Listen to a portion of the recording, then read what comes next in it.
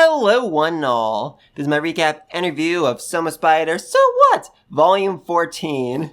And I've got to say, I am so freaking excited making this video today because this right here is the first new volume of the series I have read in almost a year. Longtime viewers know that after I first finished reading volume 13, I decided to go back to volume 6 and make a video on every volume in between. And holy mother freaking God above, that took a long time. That took a really, really long time. But now I am finally caught up, and I've got to say, this volume, it gave me whiplash. It absolutely gave me whiplash. I am not sure if I'm just out of practice with reading the series or not, but it felt like every single chapter just hit me over the head with some insane plot twist I never saw coming. And I think the one that shook me the most was the reveal that Ariel, our beloved, adorable demon lord, was in fact the daughter of freaking goddamn Potimas.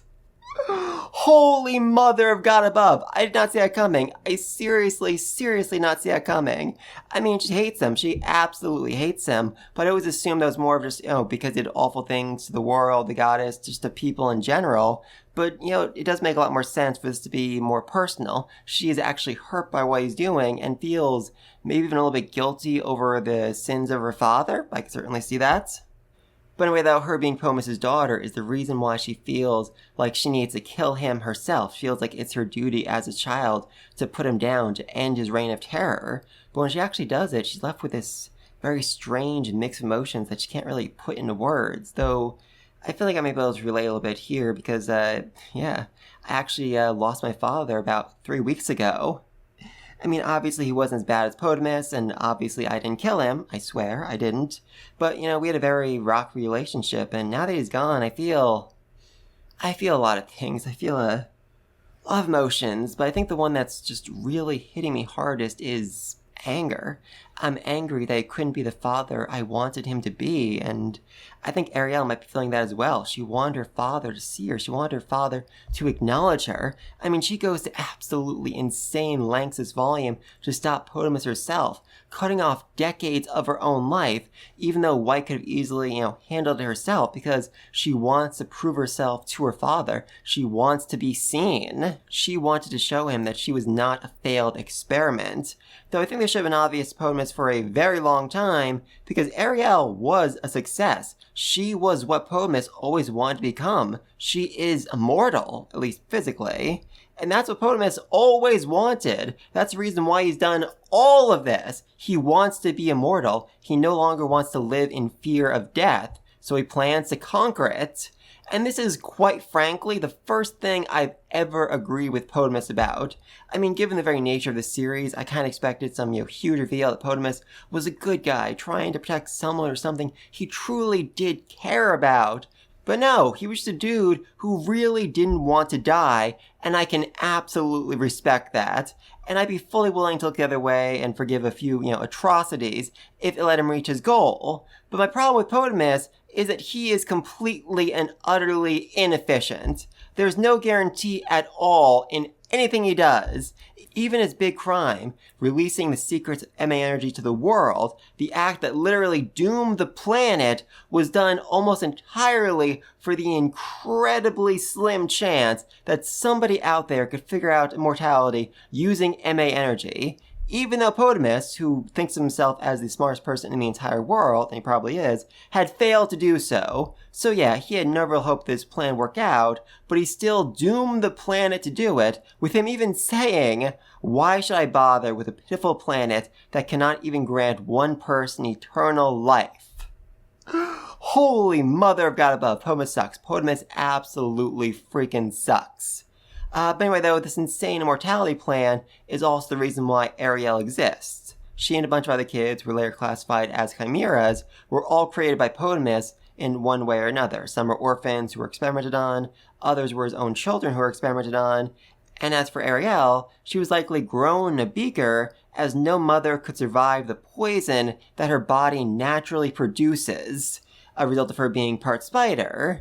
Unfortunately, though, despite Ariel's body producing this poison, it's not actually immune to the poison, and furthermore, producing it requires an insane number of calories, so she spent most of her early life strapped to a bed, covered in tubes, without even a name to call herself.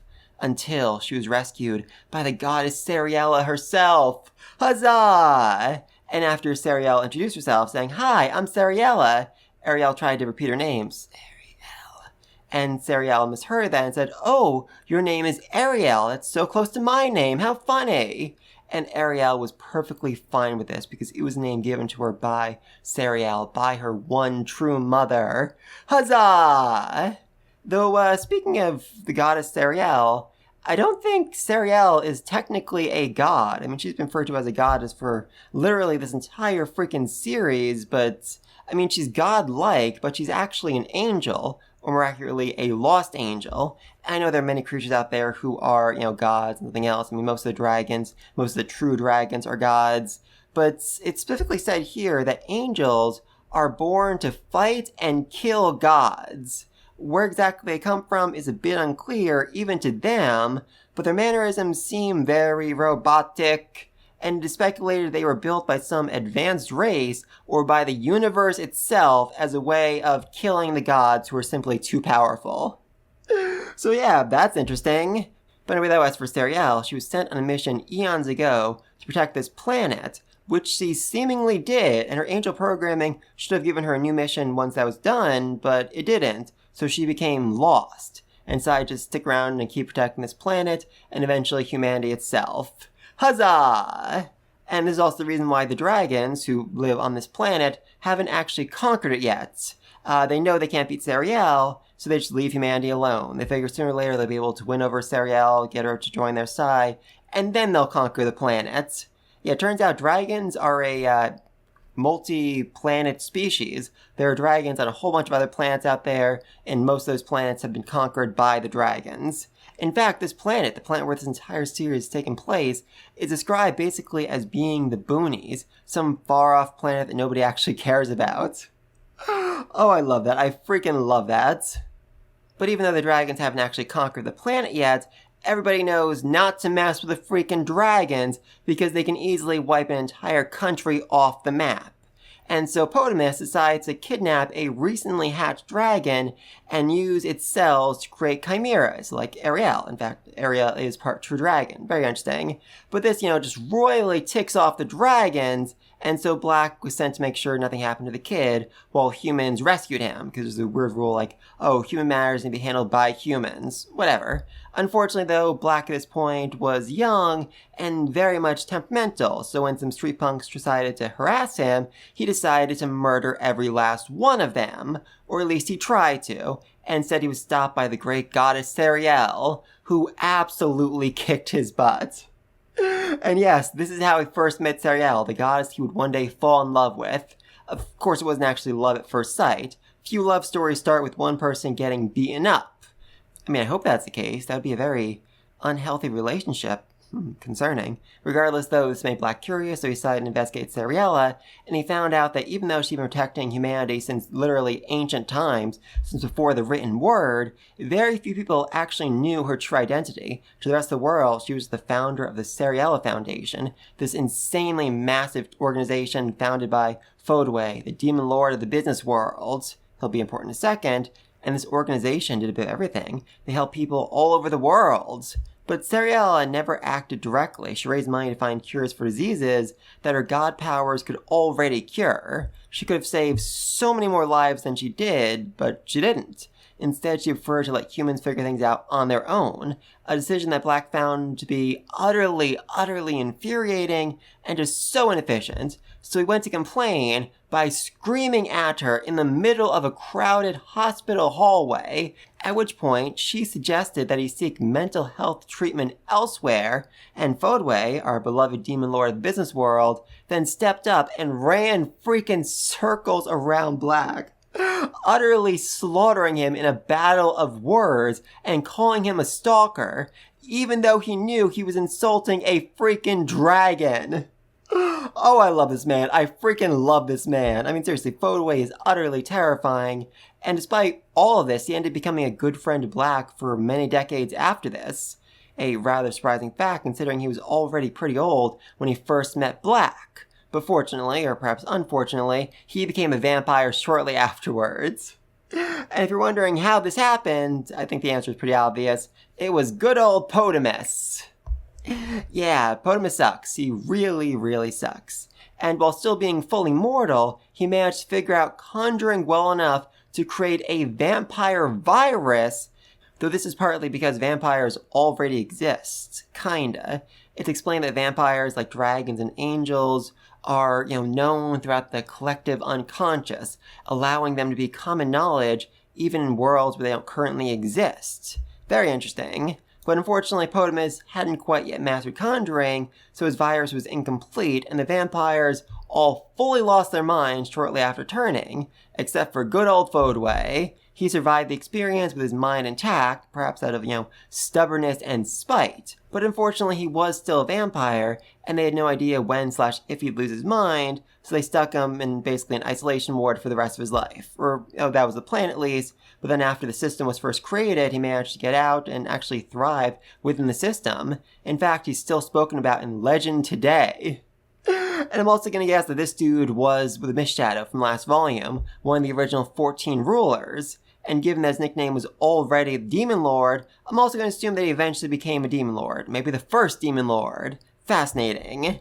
But anyway, though, after this, Potimas became an international criminal, and everybody wanted his head. So he decided to raise his value to various governments by releasing his theory of MA energy, a totally unproven theory supplied by a sociopath who had already committed unspeakable acts of terror. And unfortunately, his plan worked. And even worse, this plan probably worked in the real world as well. Yeah, it's sad. It's very, very sad. As poor nations, desperate to feed their people and unable to pay for foreign fuel, happily started using MA energy to provide for themselves, but then this led to them becoming more powerful and threatening nations that hadn't yet started using it, and pretty quickly almost the entire world was using MA energy, despite the numerous warnings from the dragons that they were literally killing the planet. Man, isn't that nuts? I mean, imagine if our own people were actively killing the planet despite numerous warnings. That'd be crazy.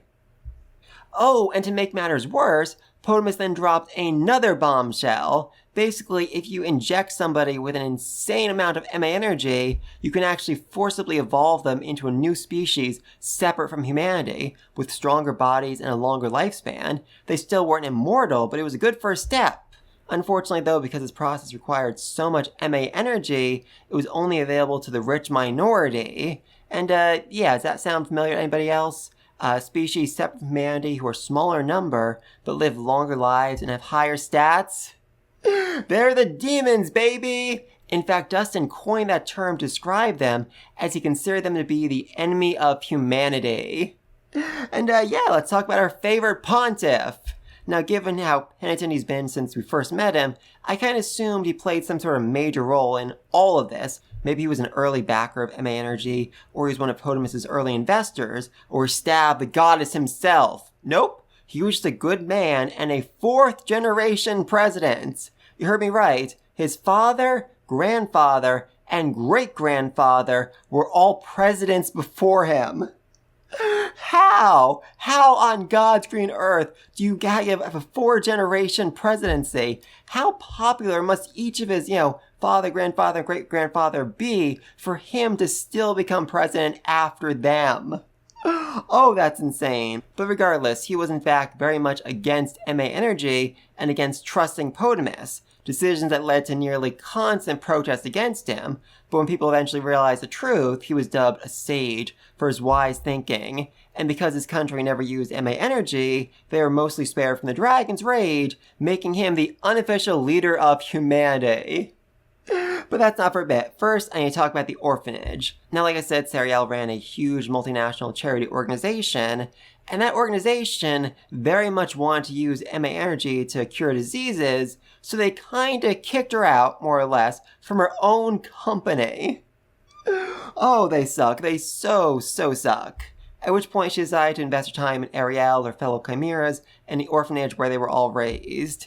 And now we flash back to Ariel, whose life has improved by leaps and bounds. She is unfortunately still on an all-liquid diet and needs a constant IV drip, but she's now able to sit up and can even walk a little bit. Sure, she can't play outside with the other kids, but they don't tease her for it. They're all chimeras, and they're all, just a little bit odd. One can't see, one can't sleep, a few have fur or scales, and one is just really good looking. Seriously, he was seemingly built by Potimas to be as attractive as humanly possible. For some reason, I have no idea why. And he eventually ends up leaving the orphanage and becoming an idol, an act that his former girlfriend considered a betrayal since he left all of them behind. Though in his defense, he did send most of the money he earned back to the orphanage, so he was still taking care of them.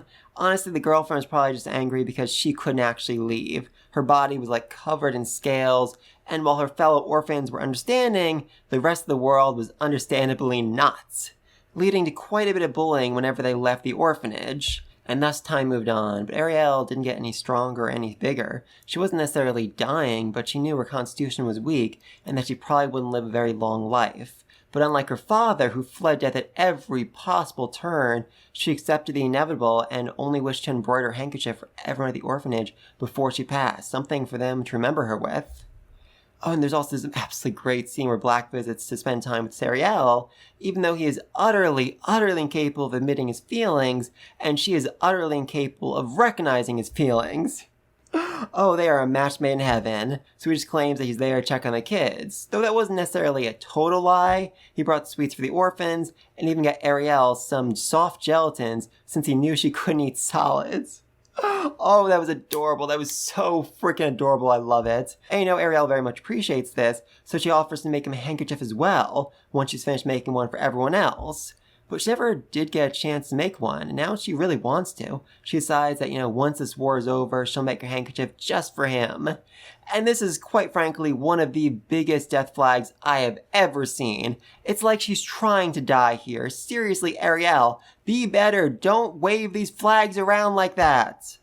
But speaking of dying, around this point the dragons decide that humanity has become just too much of a threat to the planet, so they decide to kill all of them. Or maybe most of them. Black wasn't actually sure, because he was a very young dragon at this point, so he wasn't actually made aware of all the elders' plans. All they told him was that he needed to convince Sariella not to stop them.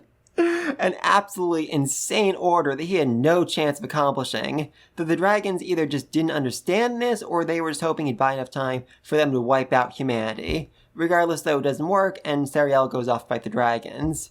And when Black tries to stop her, she says, "Please, do not try to stop me. I do not wish to consider you an enemy." Oh, I love that line. Seriously, it's one of the most human lines we get from her this entire volume. So it does seem like she actually cared for Black in some way. Maybe not romantically, but she did consider him to be a friend. And Black himself is a bit touched that she left him alone with the orphans and didn't think he'd take them hostage. Oh, Black, you are a very, very dark person, and I love it. And he actually ends up moving into the orphanage for a few weeks while Sariella is off fighting the dragons. Unfortunately, though, Sariella never returns to the orphanage, and eventually Black disappears as well. And it is around this point that Dustin does a news conference announcing the dragons have taken off into silence, and the planet is heading towards destruction. And this does not go at all how I was expecting for a number of reasons. I mean, from the very beginning, we were told repeatedly that humans destroyed the world. They brought destruction, but that's not actually the case. The planet was certainly heading towards destruction because of what humanity did, because of their over-reliance on energy, but it was in fact the dragons who doomed the planet. After being defeated by Sariella, they sucked all the MA energy out of the planet and then ran away. So it's actually the dragon's fault the planet is dying. Fascinating, love it. And speaking of blame, we then have Dustin, who has repeatedly gone off about the great sins he committed and how he betrayed the goddess. But he didn't really do very much at all. Potimas suggested using Sariella's life force to save the planet, and Dustin agreed to it, though not without decrying himself as scum, and smashing his head against a window repeatedly while declaring, "From now on, I will use any means necessary to protect humanity. Like the scum I am, I shall carry on until my very soul is gone. That is all I can do, shameless fool that I am."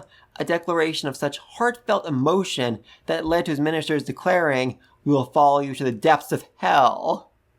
I mean, this is all very, very touching, but in the end, it didn't really matter because they didn't actually go with Potimas' plan because Potimas is a freaking psychopath, and the plan he pitched had a 0% chance of actually saving the planet. In fact, it would have hastened the world's destruction, and Potimas only pitched it so he could steal Sariella's energy for himself in hopes that doing so might turn him into a god. Again, the chances of this actually working were incredibly, insanely low. So, yeah, like I've said many times, Potimas absolutely freaking sucks. But thankfully, before Potimas could kill the freaking goddess, Black stepped in and saved the day. Huzzah! I mean, not on his own, obviously. There's not much he could really do to save the planet with his limited skills, but because he had talent for spatial magic, the Elder Dragons had warned him about a being whose name was taboo, an entity that even the great dragon god could not match in combat, a being who he should never approach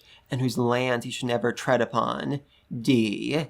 And he decided to go tread upon her land and ask for a favor without any means of paying her back. And she surprisingly agreed. Now, she could have just saved the entire world with like a snap of her fingers, but that wouldn't be any fun. So instead, she turned the entire world and all of its people into her playthings. Though before that happened, Sariella did get a chance to say goodbye to the orphans. Now, the world after the dragons left was chaotic and violent. Storms, tornadoes, earthquakes, the planet was dying. And people decided to blame the orphans for this. Not for any real reason, they were just, scared and angry and wanted to blame somebody, so they threw rocks at a bunch of children and teenagers. Yeah, you know what? Maybe these people deserve to die. Just a thought, just thoughts. But then something weird happened. One of the orphans announced he knew exactly where Sariella was, and that she was planning to sacrifice herself. Two facts that he should have had no way of knowing, but he did. Somehow. Very strange. Though so was the kid, in fact. Potimas did something to him that made it impossible for him to sleep, and he'd become incredibly anxious if he wasn't doing something at all times. So obviously this kid grew up to be the first ruler of Sloth, the one who dug the Great Elver Labyrinth all by himself. But how he knew about Sariella is still a mystery that goes unanswered. Very curious. But regardless, they all hopped in the car and drove to the country's main executive building, where they were let right in and got to say their goodbyes. Though first they tried to, very hard to convince her not to sacrifice herself. But when that failed, they started reminiscing, talking about all the fun, wacky times they had in the orphanage. Like when Sariella tried to teach the boys not to flip skirts by confiscating all their pants. Or when she tried to teach them about the birds and the bees by lecturing them while they all watched adult films together. So yeah, that was the thing that this god is subjected them to, much to the horror of the children and the orphanage director. But eventually, time for reminiscing came to a close, and they parted ways for what they expected to be the final time. But then, a miracle happened! Black announced the entire world that the system was now in place, and that humanity would need to fight and die over and over and over again to power it and save the world. And to most people, this was, probably pretty terrifying. But to the orphans, these words were a song of salvation. Their mother could still be saved if they just kept fighting for her sake. Though unfortunately, by this point, Ariel is the only one left thanks to her eternal youth. She is the only one who has any chance of reuniting with her mother, and White will move heaven and earth to make that happen. But also, I have a lot of questions about the other kids and how they lived during the early days of the system. Black claimed that some of the orphans grew up to be the first hero, the first saint, the Beast Lord, and the Agitator Lord. Though I'm not quite sure what those last two titles are referring to. They might have been Demon Lords, though I'm fairly certain that Fodui, the vampire, became the first Demon Lord. I mean, he was already called the Demon Lord of the business world back when he was human, and unlike the hero, the Demon Lord is the leader who needs to, connections and the means to motivate people. And that's where Fodui really shines. I'm really hoping to hear more about him, and more about Ariel as well, because, she was utterly weak and helpless when the system was first created, and she claims the first rulers always protected her, so I want to see the process of her becoming this unkillable monster demon lord that we all know and love. I mean, I'm guessing that she unlocked poison resistance and nullification pretty quickly after the system was first created, since her body, is constantly generating poison that would eliminate her need to take anti-venom, and after leveling up a few times with the help of her friends, she'd probably be able to walk and start eating solid foods. something I'm guessing she truly enjoyed, given that her sin is gluttony. And as for Black, well, D forbid him from killing Potimas, from killing anyone within the system, because he made the world more interesting. And Black really, really regretted not killing him earlier, but he still managed to put a bit of fear into him by saying, if you do anything extreme, I will kill you. If you try to leave this planet, I will kill you. Now, obviously this was a bluff, but it was probably the most effective thing Black did this entire volume. Potimas kept mostly to himself over the last few thousand years. I mean, he did kidnap some people and forcibly turn them into elves, but that's pretty small scale considering what he had the potential to do. He could literally have destroyed the planet with his, UFOs, robots, and all the other just giant bombs he's capable of making. But still, overall, Black is just, really, really bummed out. He failed to save Sariella, he failed to kill Potimas, and he failed to give Ariel the happy life he wanted for her. But now, the time has come for me to draw a lot of my own, no matter what might happen to me because of it. So yeah, Black's probably gonna do something really, really stupid that gets in White's way. Shocker. I mean, last volume made it pretty clear that he's trying to get Shun to kill her. But before all that, they first need to attack the elves, and it's a rather slow march to get there, especially because they can't actually have the human and demon armies meet, or things might get a bit awkward. So it's mostly just, a lot of waiting around and Ariel giving White a massage. That is in no way sexual, a fact that White repeats multiple times. But this massage is interrupted by Sophia, who keeps complaining through telepathy that she is so bored. But White suspects that she's actually really nervous about what will happen in this war, and who she might lose. So White has Ariel pass along a message to Sophia. Don't worry, we're gonna win. And this is one of the most human moments we've ever seen from White. Not only did she properly read Sophia's motives and emotions, but she actually spoke up to comfort her and just, oh my god, I love it. I freaking love it. And then the war to take out the elves begins, and there are a lot of factions at play here. The elf army, the imperial army, the spider army, and Shun's own party. But they're all a little more than a distraction for the true battle of White and Ariel versus Potimas. Now, Ariel spends his volume reminiscing and fighting one god-killing robot, while White spends his volume in a trump card battle against Potimas. She pulls out her own secret weapon, only for him to counter with his own secret weapon, only for her to counter his counter with another secret weapon. And the first move goes to Potimas, who has covered his entire nation in a giant impenetrable barrier that is consuming a ridiculous amount of MA energy every single second. And White decides to counter this with a baseball bat. I kid you not. She pulls out a magic baseball bat that is guaranteed to hit a home run to whatever she hits, so long as it is either a ball or live, and regardless of how far the object flies, it receives no damage. Again, I am not joking, I swear to God. This is one of the gag gifts that D left for White, and while it sounds really, really stupid, it also just, fully negates the laws of physics, which means that this bat has an insane amount of energy trapped inside of it, so White smashes it with her scythe and uses that energy to utterly obliterate the barrier, much to Ariel's utter and complete befuddlement. White then goes on to very heroically slaughter a bunch of women and children while their husbands and fathers are out fighting in the war. Which may sound, really, really cruel, but all elves are either direct clones of Potimas, children of those clones, or people forcibly transformed into elves and brainwashed. Regardless, the entire species needs to get wiped out here and now. And while she's at, White also saves all the reincarnators who are being held hostage by Potimas. Huzzah! But doesn't really, want to talk with them because that would be really, really awkward. So she just forcibly sticks them in an alternate dimension without even showing herself. Oh, those poor kids. They must have been so confused. They must have been so confused.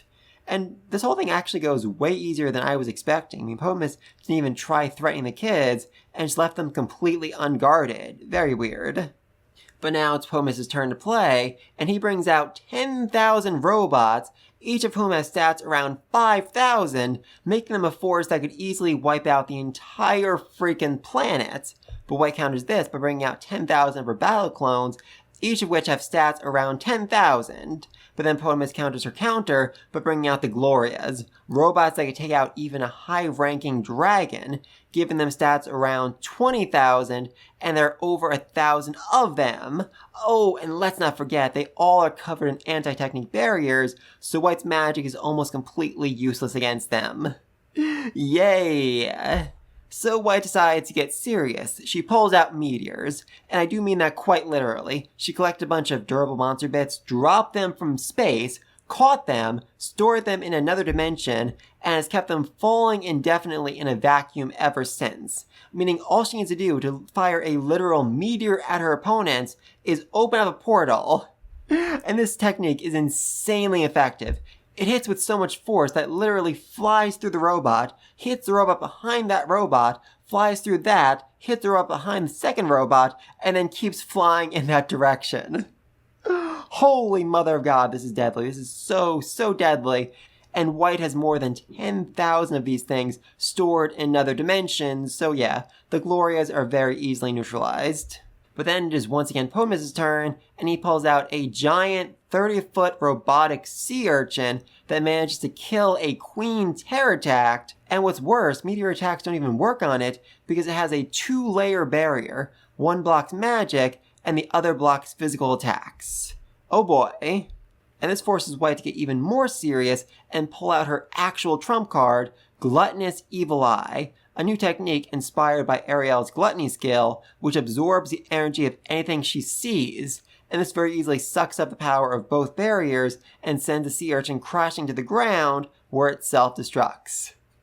Huzzah! But Potimas still has one last card left to play, as he reveals he actually has 100 of those sea urchins and a giant pyramid robot that fires out death beams.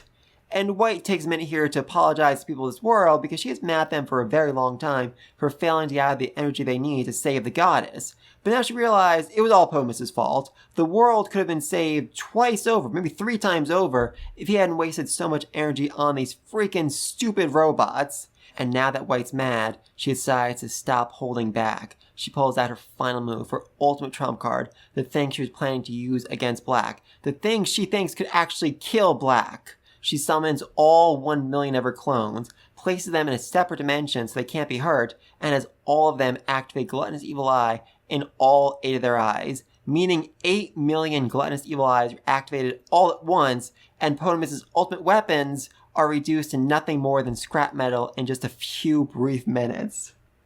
So Potimas decides, okay, I'm gonna try and run away on my giant UFO. Meanwhile, Ariel went off on her own to kill Potimas, ended up facing off against his Gloria Type Omega, his ultimate creation, which would finally kill his greatest failure, aka Ariel. And at first glance, the thing looks like a simple ball-jointed doll with drills for arms, but it moves faster than Ariel can even follow, and is covering the entire room in an anti-technique barrier, which is seriously slowing her down. And to make matters so much worse, it's somewhat able to produce a poison that can even overcome her resistances. So yeah, she decides to end this fight as quickly as possible by letting herself get stabbed so she can shatter the Omega with one knockout punch. But it pulls a freaking Terminator move, turning into liquid metal and then reforming itself. Oh no! From here, the fight doesn't go great for Ariel. She gets stabbed a whole bunch, and she should have died from blood loss many times over, but Potimas is too busy to notice this because White just finished decimating his entire freaking army, leading him to ask, Ariel, what the heck is that thing? That thing you call White, what is it? And honestly, Ariel's a bit irked here that she's not the one that ticked him off that badly. I mean, it is kind of sad. Ariel has spent eons going after her father and trying to destroy his plans, but only White has ever really managed to get a reaction out of him. I mean, Potimas, buddy, can't you see your daughter is desperate for attention here? Well, he does notice. He notices that Ariel is still alive when she really shouldn't be, considering how much damage she's already taken.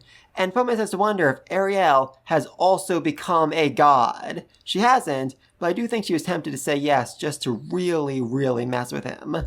Though the answer she gives does certainly shock him. She unlocked the skill Humility, and this is shocking for 2 reasons. First off, Ariel hasn't actually unlocked a skill in years, decades even. She's too old. Her soul is bursting at the seams, and it couldn't handle anything else being added to it. But that all changed when White's former body brain merged with her. This boosted her soul's capacity just enough to let her get 2 skills, telepathy and humility. And that skill, that's the reason why Potimas is actually shocked, because the humility skill is insanely powerful. It grants you the power to fight as a god, but it also consumes your soul, and every minute she uses it, years are being knocked off her lifespan. And this is a choice that Potimas, who is so utterly terrified of death, could never fathom making. And then Ariel begins her counterattack with level 10 heresy magic Ren's Soul, a spell that literally destroys a person's soul, removing it from the cycle of life and death. And this works in the Omega because at its core is a human soul, or more accurately, hundreds of human souls fused together, because this is the only way Potimas could hope to defeat a god like Black. Or at least the only method he was actually willing to use, because there was another choice. He could have taught a few hundred elves heresy magic, and together they could have cast Ren's Soul on Black, and it probably would work. That probably would have killed him. But Potimas didn't do this because he didn't trust the elves not to turn on him and destroy his own soul. Seriously, how sad is that? The man didn't even trust the slaves he bred to serve him. It is honestly pathetic. And speaking of sad, Ariel does feel pretty bad about destroying all the souls inside the Omega, but it really is her only choice, and eventually the Omega falls to the ground. Meaning all that's left is to kill Potimas himself. And White has fully set the stage for her. She got Potimas' UFO in her web so he can't escape, but she's staying, out of the way and letting Ariel handle things on her own. And after killing a few panicked clones, Ariel comes face to face with her father, appearing much as she did in her early years, trapped in a tube with countless wires protruding from his body. And at this point, he knows all is lost, and all he can do is beg. Please, I beg you, please stop. I don't want to die. But Ariel has something far, far worse in mind. Abyss magic. Magic that dismantles the soul and returns its energy to the system. And while heresy magic was designed by D for humans used against gods, this magic was made for people of this world to pass judgment upon one another. And as she casts the spell, she can't help but wonder if Potimas found any meaning in life spent fleeing death. Especially since, she embraced her own death. She knew from a young age that her time in this world was limited, and she still enjoyed every moment and embraced the friends she made along the way, while Potimas simply destroyed everything around him in a desperate attempt to achieve his ambitions. In the end, though, she decides it doesn't matter and simply whispers, "Goodbye, Father." And shortly after this, White arrives to check in on her, and she's not doing all that great. She's got a strange mix of emotions that she can't quite process yet, and she's also dying. Though technically she's been dying since before she met White. That's the reason why she agreed to become the Demon Lord, and why Potimas was acting so recklessly these last few years. They had both reached the limit of their souls, and death was coming for them. Maybe not anytime soon, but they both knew it was coming, and now Ariel's use of humility has accelerated that process. Right now she can't even stand, and she probably only has, a year left to live, but she wants to see it through the end. She wants to destroy humanity, save the world, and the goddess, even if that goes against the goddess's wishes. Though before that, they also looked through Potimas' notes, and, the man was crazy. His big plan with all the reincarnators they gathered was pretty much to put their souls in a blender, and then inject it into himself, and hope that would turn him into a god. An utterly insane and ridiculous plan that had no chance of working, but he put a lot of time and effort into building the equipment to make it happen. So, he was crazy. He was so crazy. And a few other things I want to mention. We get a chapter from the point of view of Elder Ronan. Oh, I love it. I freaking love it. He wasn't particularly happy about fighting the elves while he was still in the middle of a war against the demons, but he was excited to pit his magic skills against elves, the supposed masters of magic.